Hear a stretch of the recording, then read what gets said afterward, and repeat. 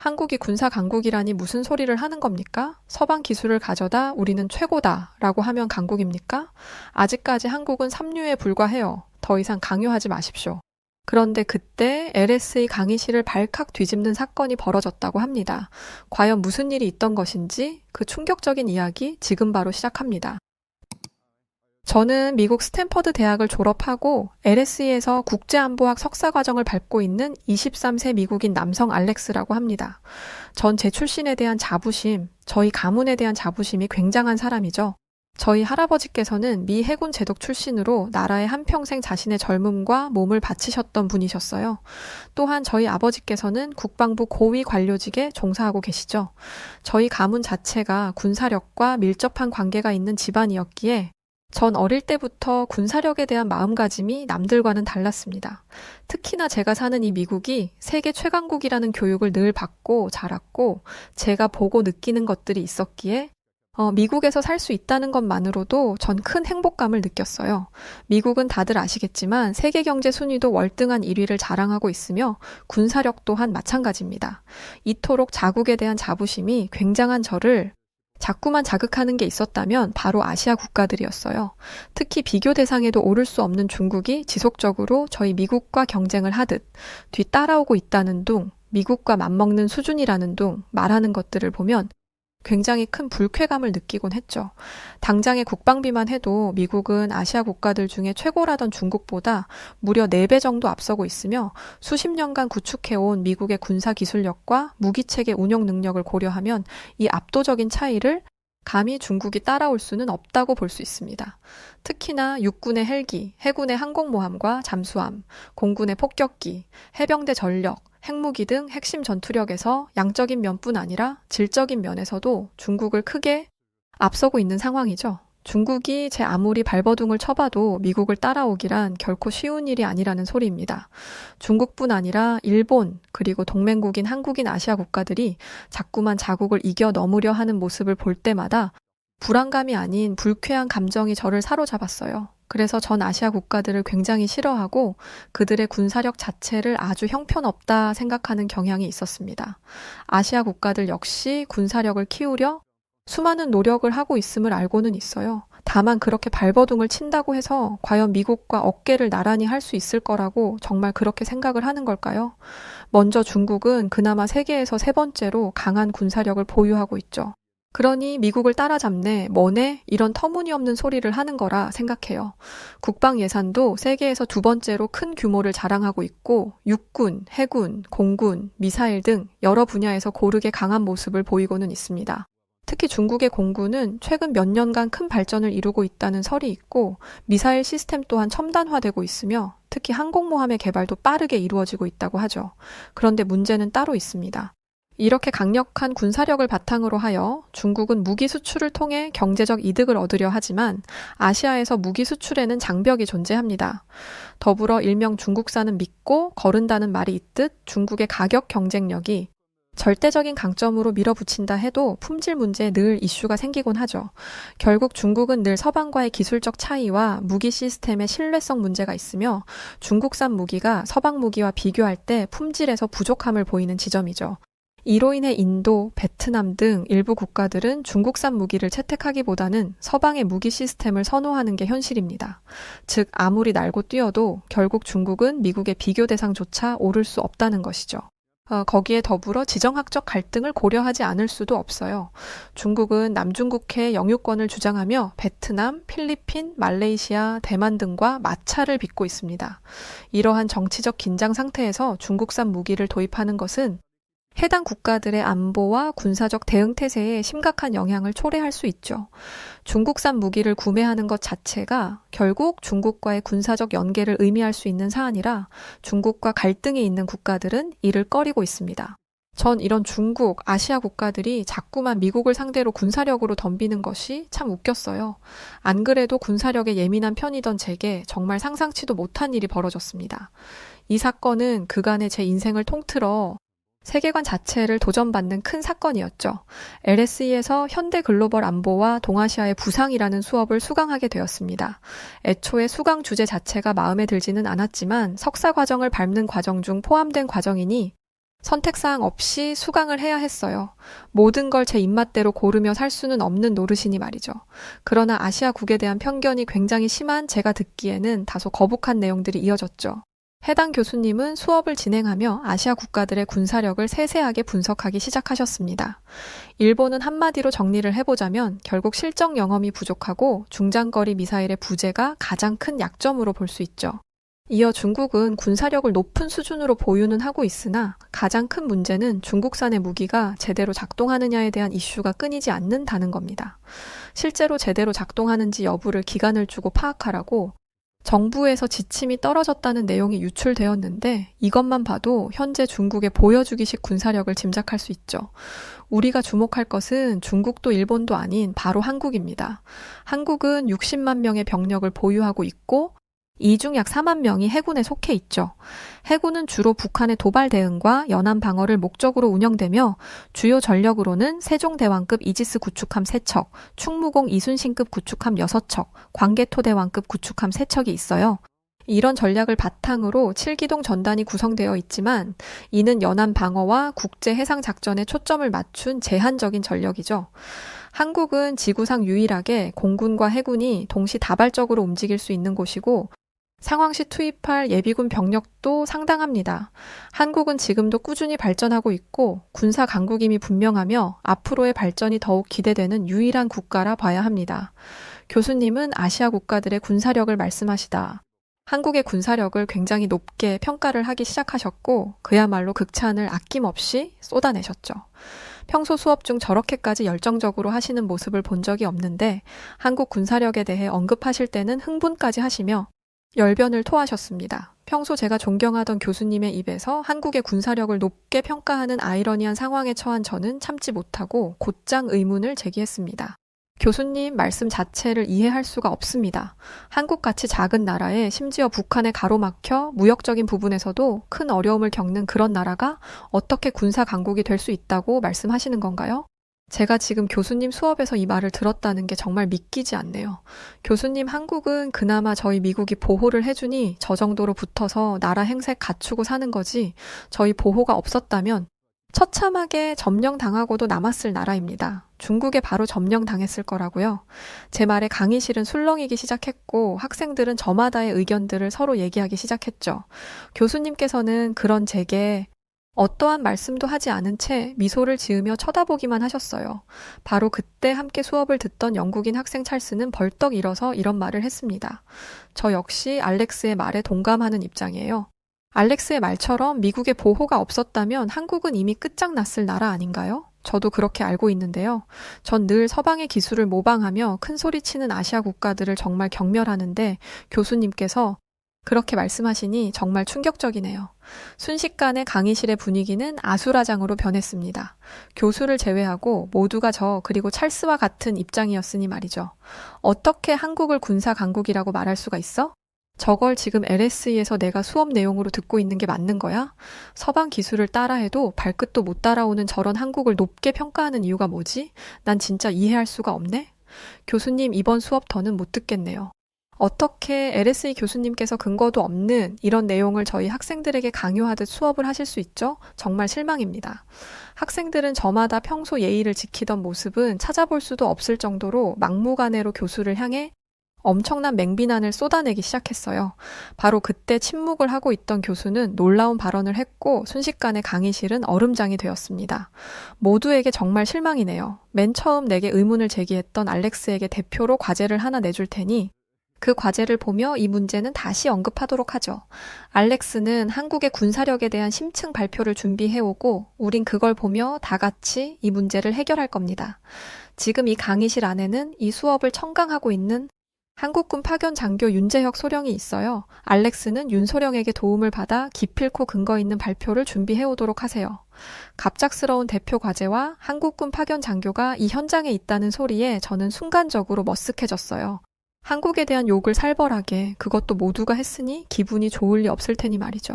살짝 윤소령의 표정을 봤는데 그는 저 포함 모두가 무례한 발언을 했음에도 그저 교수님처럼 차분하게 미소만 짓고 있었죠. 교수님께서는 윤소령이 실제 전문가이니 꼭 그의 도움을 받아 발표를 준비하라고 제안을 하셨습니다. 그러나 제게는 결코 쉽지 않은 일이었어요.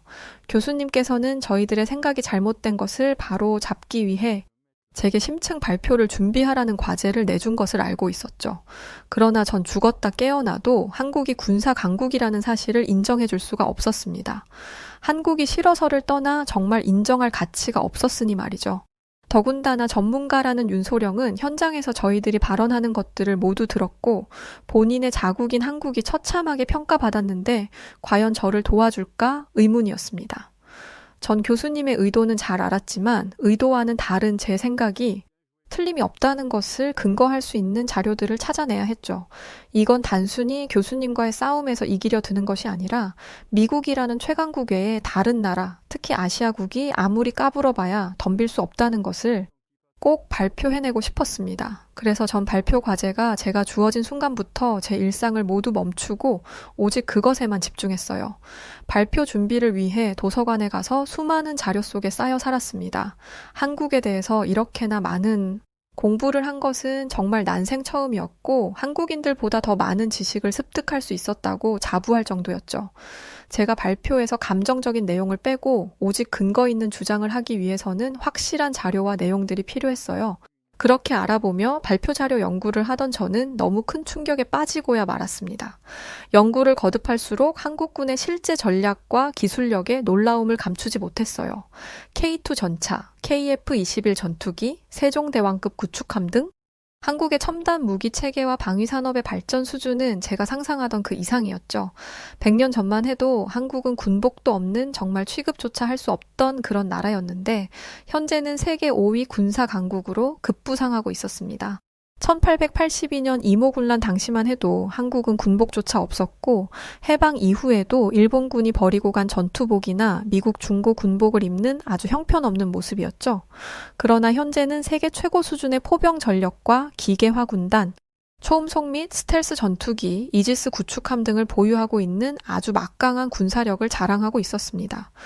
GFP의 2025년 군사력 랭킹에 따르면 한국은 파워 지수 0.2656으로 세계 5위를 기록하고 있었고 미국은 1위로 러시아, 중국, 인도가 그 뒤를 이었습니다. 여기서 제가 주목했던 것은 한국이 영국, 프랑스, 일본을 제치고 5위에 올랐다는 것이었죠. 구체적인 전략을 살펴보면 한국은 현역 군인 60만 명으로 세계 9위, 예비군 310만 명으로 2위를 기록하고 있었습니다. 심지어 군용기 1592대로 5위, 헬리콥터 87대로 5위, 전차 2236대로 9위의 전력을 보유하고 있었죠. 특히 자주포는 3270대로 3위, 견인포는 4400문으로 2위를 차지해 포방부라는 별명이 과장이 아니라는 것을 입증한 모습을 볼 수 있었어요. 한국군이 세계적인 강군으로 성장할 수 있었던 배경, 저는 바로 이걸 알아내고 싶었습니다. 현재까지 조사한 것도 믿기지 않았기에 정말 이게 팩트라면 그에 알맞은 배경이 궁금했죠. 한국에 대한 무시와 경멸의 감정은 어느새 뒤로 하고 저는 정말 이 한국이라는 나라의 군사력에 빠져 집중하고 있었습니다. 한국군이 이처럼 강군으로 성장할 수 있던 다양한 배경 중 세계에서 인정하고 주목하는 것이 바로 한국전쟁이었어요. 이미 한국은 한국전쟁을 통해 실전 경험을 쌓았고 베트남전 참전으로 전투력을 한층 더 강화시킨 바 있었습니다. 1970년대부터 한국은 국방과학연구소 ADD 설립을 통해 자주 국방의 기반을 다졌다고 했죠. 여기에 더불어 경제 성장에 발맞춘 꾸준한 국방비 투자로 첨단 무기 체계를 확보했다 했습니다. 또 2014년을 기준으로 하여 국방 예산은 463억 달러, 약 66조 3천억 원으로 세계 14위 수준이었죠. 한미동맹을 통한 선진 군사기술 습득도 한몫을 했고 국내 방위산업 육성도 군사력 증강의 핵심 동력으로 보여지고 있었습니다. 실제 이러한 평가에 대해서 GFP는 이런 말을 했어요. 한국은 북한에 비해 기술적 우위를 유지하고 있으며 무서운 속도로 급성장하는 나라입니다. 특히 한국은 자국산 항공, 장갑, 소형 무기, 조선 분야에서 뛰어난 개발 및 생산 능력을 보유하고 있어 굉장히 위협적인 군사 강국임이 분명합니다. 전 자료 조사를 할수록 한국에 대한 군사력 실체를 알게 되었고 큰 충격을 받았습니다. 그런데 하나 의문스러운 게 있었죠. 한국과 뗄 수 없는 관계인 북한은 핵을 보유하고 있는 국가인데 순위는 34위인데 정말 한국이 5위라는 게 맞나 싶었습니다. 실제로 한국이 영국, 프랑스, 일본보다 군사력이 앞선다는 보도는 세계적으로 퍼지기 시작했고 저와 같은 의문을 품은 사람들은 매우 많았어요. 한국이 어떻게 세계 군사 순위 5위일 수가 있지? 핵 무기가 있는 북한이 34위인데 그걸 한국이 훨씬 이겼다는 게 말이 돼? 저 수치는 조작 아닐까? 한국이 K열풍으로 문화, 음악 등은 앞선다는 건 인정할 수 있지만 군사력이 세계 5위라는 건 좀 아니지 않나? 이것도 결국 미국 보호 아래에 있어서 받은 순위 아니야? 한국은 미국 보호 없으면 진작에 침략당해서 망했을 나라잖아. 무슨 그런 나라가 세계 5위씩이나 하고 프랑스, 영국을 이겨? 말도 안 돼. 저 역시 어느 정도 한국의 군사력이 상당한 수준이라는 것은 인지를 했으나 여전히 의문이 드는 것은 사실이었습니다. 그렇게 새롭게 알아본 결과 핵무기를 포함해도 한국은 세계 높은 순위권에서 벗어나지 않는다는 것이 사실이었어요. 인구, 무기, 방산 등 종합국력을 고려했을 때 한국의 군사력이 매우 막강하다는 것을 우리들은 인정해야 했습니다. 한국이 세계 5위라는 군사력을 지녔다는 것은 현재 세계 방산 수출 시장에서도 인정해주고 있는 상황이었죠. K방산을 통해 수많은 유럽 국가들이 재무장에 나서고 있는 분위기였습니다. 우선 폴란드는 2022년 K2 전차 1000여 대를 도입하기로 결정한 바 있었습니다. 우크라이나에 대량 공급한 구형 전차의 공백을 메우고자 K2 전차 180대를 K2GF라는 이름으로 우선 도입하기로 결정했죠. 이어 폴란드는 2월경 K2GF 180대 중 이미 98대를 인수했고 2026년까지 180대를 전량 인수한 뒤 현지화 개량형인 K2PL 도입으로 넘어간다고 밝혔습니다. 무려 9조 원에 달하는 K2 흑표 전차의 폴란드 2차 수출 계약이 3월경에 체결될 것으로 보여지고 있었으며 1차 계약 때와 마찬가지 180대로 금액은 60억 달러, 약 9조 원으로 알려졌죠. 당초 2차 수출 계약은 이미 지난해 성사될 것으로 예상했으나 폴란드 내부 사정 등으로 지연된 상태였습니다. 심지어 나토 본부에서 폴란드 대통령은 한국 무기에 대해 공개적으로 호평을 한 바 있었죠. 한국산 무기는 성능과 기술력이 우수한 편이고 그에 비해 가격 측면에서도 부담스럽지 않습니다. 더군다나 무기를 주문하고 인도받는데 고작 1년이 채 걸리지 않는 그야말로 총알 배송으로 그 많은 무기를 약속된 날에 모두 받을 수 있었습니다. 다른 국가들과 공급 속도를 비교했을 때 한국이 훨씬 빠르게 납기를 보장했다는 점 또한 높게 평가해야 할 부분이라 생각합니다. 한국은 제가 생각한 것보다 훨씬 수준 높은 군사력을 지니고 있음이 분명했습니다. 방산 수출액의 차이를 보고 저는 다시금 실감하게 되었어요. 2020년경 30억 달러 수준이던 방산 수출액이 현재는 무려 75조가 넘는 수준으로 치솟았죠. 심지어 더 높아질 것으로 보이는 전망이라 정확한 수치, 계산조차 불가한 상황이었습니다. 우크라이나와 러시아 전쟁 이후 안보 위협을 느낀 유럽 국가에서도 노후화된 무기를 교체하자는 분위기가 이어지던 중 한국 방산 제품으로 수입하자는 의견들이 높아지며 더욱 주목을 받고 있었어요.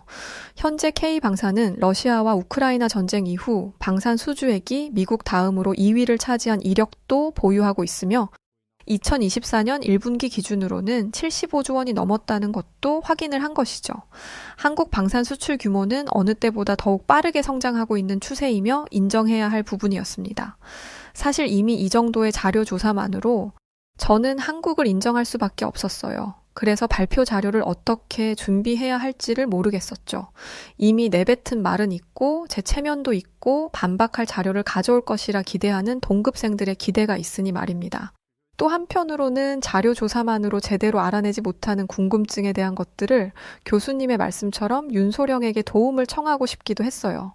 그러나 차마 자존심상 말이 나오지 않았습니다. 결국 저는 깔끔하게 인정하지 못하고 여전히 프라이드를 지키려 고집을 했어요. 한국군이 미국의 도움 없이는 아무것도 할 수 없다는 이 주장을 더욱 내세우기로 했죠. 물론 한국 군사력이 대단해진 것은 어느 정도 인정은 하지만 결국 미국 보호 아래 있다는 것은 씻어낼 수 없는 현실이니까요. 여전히 독서실에서 자료 조사를 하던 중 윤소령을 만났습니다.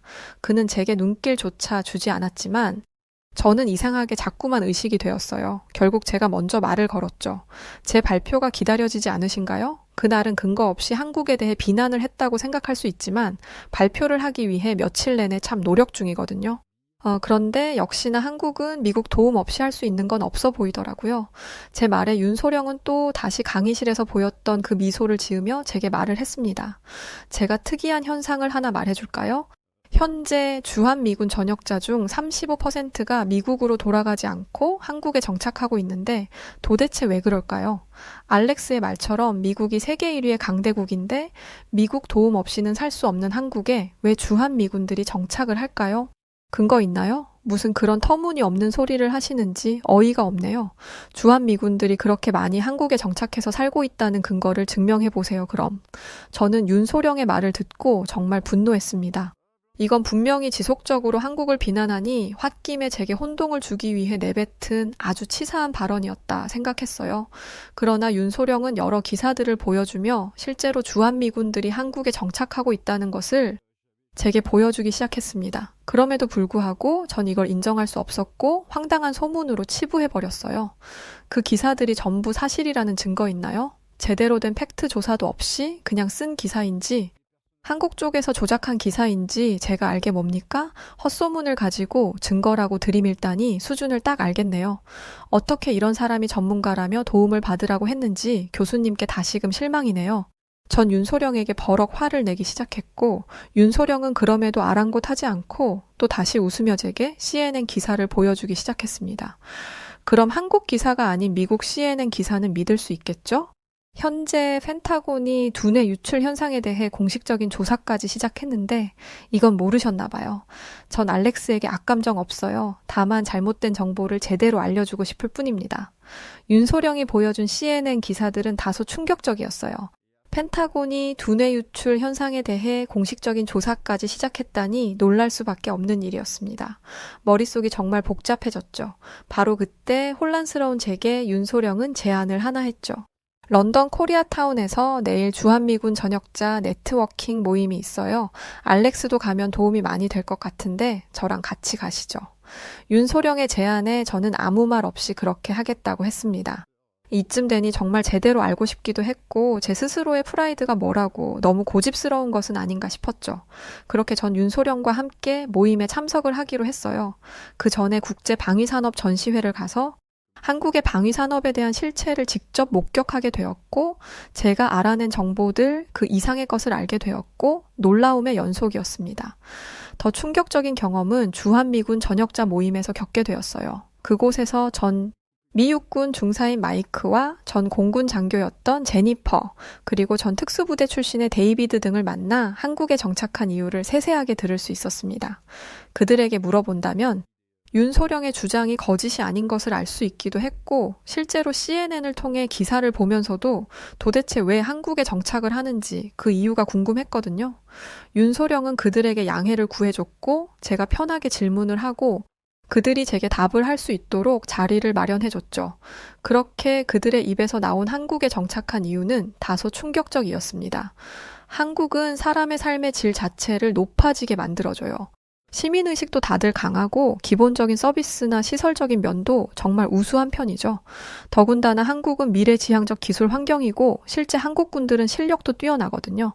저희들은 한국에서 미국보다 더 혁신적인 일을 할 수 있을 거라는 확신을 얻어서 이곳에 남기로 결정했어요. 실제로 주한미군들 뿐 아니라 일반인들도 한국으로 이민을 많이 와요. 한국은 외국인에 대한 정부 지원도 있을 정도로 정부의 체계가 균형적이고 안정적이죠.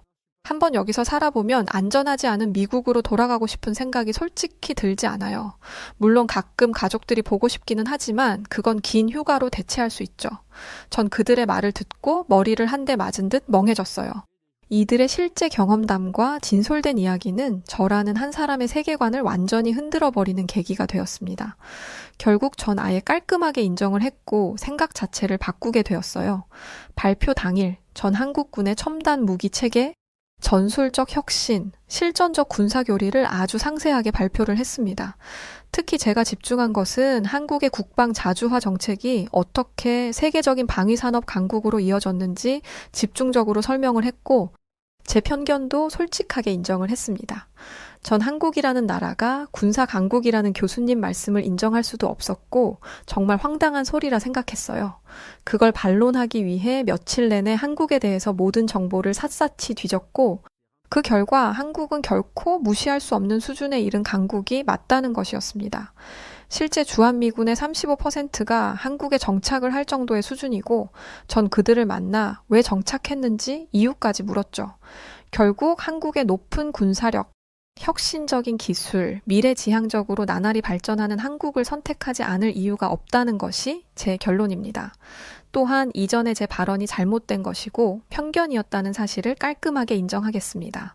제 발표가 끝나자 강의실 내에 있던 학생들은 너무 큰 충격을 받았고 큰 소란이 이어졌죠. 갑자기 저게 뭐래? 알렉스 지금 무슨 말을 하는 거야? 한국이 강국이라고 인정을 한다는 소리야? 자료 조사를 똑바로 한 게 맞아? 도대체 뭘 조사했길래 한국을 인정하고 있어? 정신 차려, 알렉스. 저마다 제게 비난을 쏟아냈고 그 와중에 가장 충격을 받은 것은 제 편에 서서 제 의견에 동조를 해주고 힘을 줬던 찰스였습니다. 찰스는 당혹감을 감추지 못한 채 저를 뚫어져라 쳐다봤죠. 이어 교수님께서 한마디를 하셨어요. 알렉스의 솔직한 변화는 정말 높이 평가해줘야 해요. 모두 비난을 할 것이 아니라 자신의 프라이드를 깨고 편견을 깨고 이렇게 발표를 하기까지의 과정에 대한 솔직함을 인정해야 합니다. 제가 여러분들에게 알려주고 싶었던 것이 바로 이겁니다. 한국이 강국이다, 한국이 대단하다를 떠나서 편견을 깨는 이러한 우리들의 인식 전환이 바로 학문적 성장의 가장 큰 핵심이라는 것을 꼭 인지해야 해요. 교수님께서는 제 용기에 큰 박수를 쳐주셨고 저를 이해하지 못하는 학생들에게 제가 한국에 대해 자료 조사를 한 것들을 모두 나눠주며 읽어보라 했습니다. 여기서 인식 전환을 하고 저처럼 편견을 버리는 학생도 있었고 끝까지 고집하는 학생도 있었지만 이제 그건 그들의 선택이니 저는 신경 쓰지 않았어요. 전 그들에게 칭찬받을 이유도 비난받을 이유도 없다고 생각했으니 말이죠. 그 후 저는 학문적 성장에 기여를 하며 발전하기 위해 제 스스로의 편견을 없애려 늘 노력했습니다. 또 이런 못난 제가 편견을 깰 수 있도록 도와준 윤소령과는 진정한 친구로 남을 수 있었어요. 윤소령을 통해 한국에 대한 이해를 더 넓히고 스스로의 부족함을 인정하며 저는 더 발전해갔습니다. 가문적인 영향으로 자국에 대한 군사 자부심이 강했던 제가 편견을 깼다면 분명 더 많은 사람들의 편견도 깰 수 있을 거라 생각했어요. 무엇보다 현실에 대해서 모두가 알아야 한다고 전 생각했습니다. 그래서 제가 쓰던 블로그에 왜 미국은 한국의 군사력을 과소평가하는가 라는 글을 올렸고 엄청난 화제가 되었어요. 이 글은 결국 제 경험담을 바탕으로 하여 미국과 한국의 군사력에 대한 팩트들을 자세히 써내려갔죠. 생각보다 많은 사람들이 이 글에 긍정적인 글을 남겨주기 시작했고 몰랐던 사실을 알게 되었다는 반응이 많아 뿌듯했습니다. 그렇게 전 잘 모르는 사람들에게 또 설명을 원하는 사람들에게 제가 아는 정보에 대해 늘 공유를 해줬어요. 졸업 후 저는 주한미군 장교로 지원을 하며 한국에서 근무를 하게 되었습니다. 한국에서 근무를 하며 처음 온 거였지만 오기도 전에 한국에 대해 너무 많은 정보를 알아내서 그런지 생각보다 낯설지 않았어요. 이곳에서 저는 양국 군사 협력의 중요성을 강조하는 역할을 배정받아 책임감 있게 제 역할을 수행하며 하루하루를 보냈습니다. 생각보다 한국에서의 생활은 만족스러웠어요. 체계적인 시스템과 반듯한 모습 뒤에 감춰진 그들의 따뜻함이 저는 좋았습니다. 친구로 지내던 윤소령도 저를 챙겨줘서 외롭지 않게 지낼 수 있었죠. 그런데 한국에서 근무를 하며 정말 놀라운 사실을 알게 되었어요. 알고 보니 저희 할아버지가 한국전쟁 당시 윤소령의 할아버지와 함께 싸웠던 인연이 있었다는 것이었죠. 저희들은 친해질수록 더 많은 대화를 나눴고 그러다 우연히 알게 된 사실에 화들짝 놀랐습니다. 저희 두 가문의 우연한 인연을 통해 저는 국가 간 협력의 중요성을 더욱 깊이 깨닫는 계기가 되었습니다. 이런 인연이 있다는 것을 알고 나니 윤소령에게 더욱 친근감을 느끼게 되었고 꼭 한국의 가족처럼 지내고 있어요. 윤소령이 제게 어느 날 이런 질문을 던진 적이 있었습니다. 알렉스는 앞으로 목표가 있나? 아니면 하고 싶은 게 있어? 그 질문에 저는 바로 이렇게 답을 했어요. 난 미래의 한미동맹을 당차게 이끌어갈 아주 중요한 인물로 성장하는 거, 이제 내 목표는 딱 그거 하나야. 전 제가 윤소령에게 말한 것처럼 마지막 남은 제 목표를 이루기 위해 열심히 살고 있습니다. 미국 보호 아래 한국이 살 수 있는 것이 아니라 한미 동맹 덕에 서로가 시너지를 내며 살 수 있다는 것을 알고 있죠. 그래서 이런 미국과 한국의 동맹을 통해 더 큰 시너지를 낼 수 있다고 전 생각하기에 꼭 그걸 이끄는 중요 인물에 앞장서 있을 것입니다. 네, 오늘 이야기는 여기까지입니다. 언제쯤 되면 한국을 전 세계 모든 사람들이 인정할 수 있게 되는 날이 올까요? 물론 이미 한국은 세계에서 손꼽히는 경제, 군사 강국이지만 불과 몇십 년 전 어려웠던 한국의 이미지가 너무 강해서 아직도 이렇게 한국을 낮게 보는 사람들이 많은 것 같네요. 자, 그럼 오늘 이야기 어떻게 들으셨나요? 사연이 좋으셨다면 구독과 좋아요 부탁드려요. 그럼 지금까지 사연을 전해드린 저는 여우튜브 송은지였고요. 저는 더 좋은 이야기로 다시금 여러분들 앞에 찾아뵙겠습니다. 영상 시청해주신 모든 분들 고맙습니다. 늘 감사드려요. 그리고 언제나 그랬듯 사랑합니다. 일교차심한 요즘 감기 조심하시고 건강하세요. 당신만의